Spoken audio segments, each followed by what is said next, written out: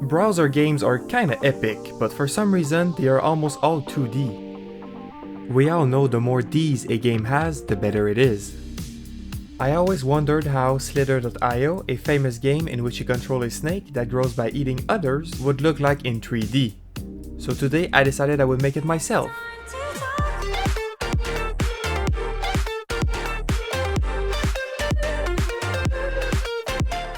Before starting this video, I want to thank all of you for 1000 subscribers. It feels so great to see the support on YouTube and on Discord, like these nice people who are so happy to see me at 1k that they put pregnant men emoji reactions.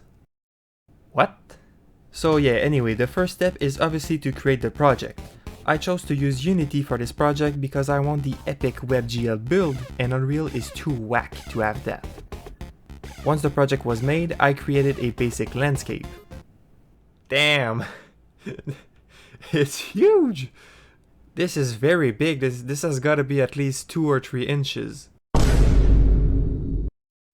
For the snake, I decided to make a dynamic mesh that can grow as you eat. Nope!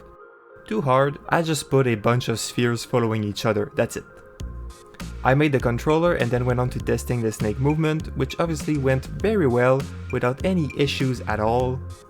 Okay, now it's time to test if the growing of the snake works. Yeah, okay, that's not good. I mean, the physics are working at least. 1 hour later. Okay, so by that point I had the snake movement working, but there were still a few problems, like the snake colliding with itself, the sphere being way too close, and the snake looking like a d***. I first fixed the distance between the spheres and then removed the collision for the snake, and the result was very nice. Very good, very nice. But since I don't want to get sued by Slither.io for legal reasons, that's not a snake, that's I don't know, my friend Lacaille is French, so let's say it's a baguette? Max, it's not even a realistic baguette, it's a bed. Please Slither, don't sue me, I have 4 children and a dog, and I really don't want to lose my dog. For once, I actually took the time to make my own model instead of just stealing it from people online, and the result is pretty good in my opinion. Okay, so I just modeled a cool baguette, and now let's see how it looks in game.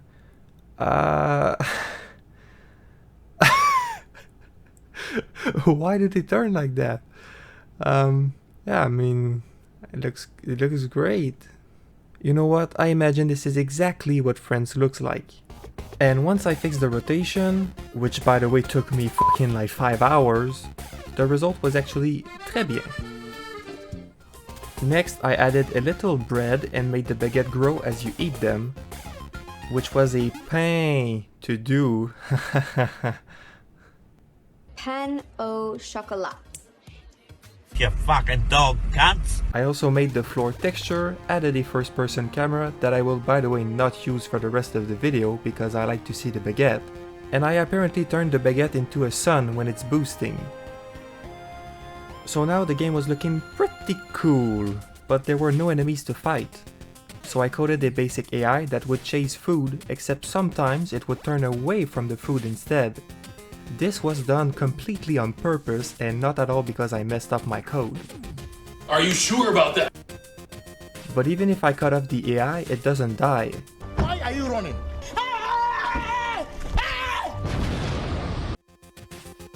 Now the game is pretty fun to play, but there's no challenge. The AIs don't have any code that makes them avoid or attack me, so I added some challenge.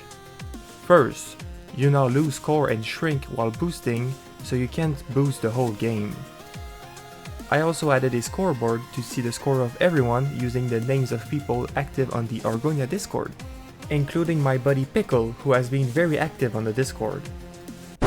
Wait a minute. He was one of the first to put the pregnant man emoji on my earlier post.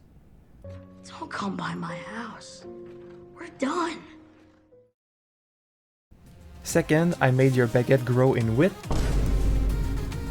as you gain score, so it becomes harder to avoid enemies. And third, I gave enemies different colors. Wait a minute, that doesn't make it any harder. Third, I gave the enemies a neural network to control them in order to make them less predictable. So I imported the neural network I made myself a while ago, and I set it up for this game very easily and started training it. The way my neural network works is actually very simple, and by simple I mean dumb. A neural network is just a bunch of neurons connected together. You send data in the input layer, such as the position of the food, and then it does some black magic and gives you an output, such as in which direction the snake should go. But how can it know what to do in the middle? Well, that's what the training is for. Normally, you would set up a whole reward and punishment system to teach it what to do and what not to do, with a reward function and blah blah blah blah blah. I'm not gonna do that, so I basically created a ton of snakes that do random shit with the input, let them play for 30 seconds and then end the game. Whichever AI has the highest score now becomes the baseline, and the next generation is randomized around that previous best one. So for it to learn anything is based purely on luck. But because the spawn point of the AIs and the food is also randomized, that adds even more luck to it. We know that the more luck you need, the more time it takes. It will take a long fucking time. After around 5 hours of training, my neural network AI was still kinda dumb, but a lot better than what I made before.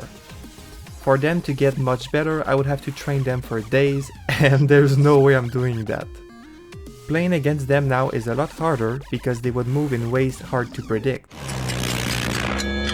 Ho ho! 向かってくるのか。ビキリスは強すぎる。As you can see though, the AIs are still pretty bad and moves kinda randomly sometimes.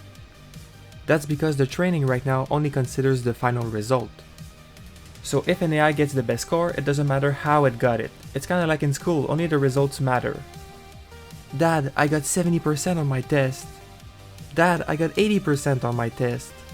Wow, I guess Lacaille is better, he got 80%. But now, if we take into account the actions that led to the results, Dad, I got 70% on my test after studying really hard. Dad, I got 80% on my test after selecting a few random answers and getting lucky. Okay, Lacaille, you actually suck and Max is doing way better. So you can see how the training method changing can affect the results as well. I could also make the AIs watch me play and learn from it, but I feel like that would be kind of cheating. Maybe I'll do one of those two things later, but I'm scared that if I do that, they will become way too smart and try to take over the world.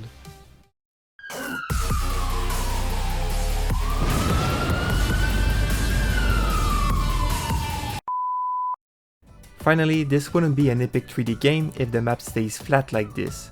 Boring. So I made the terrain a little bit less flat by adding hills and stuff, and wow, that's really cool.